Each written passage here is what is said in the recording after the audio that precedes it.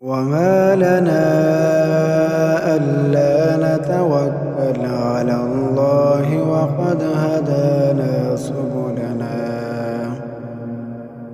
ولنصبرن على ما آذيتمونا وعلى الله فليتوكل المتوكلون.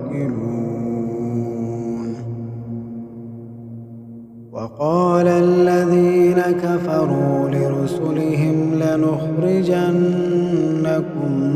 من أرضنا أو لتعودن في ملتنا فأوحى إليهم ربهم لنهلكن الظالمين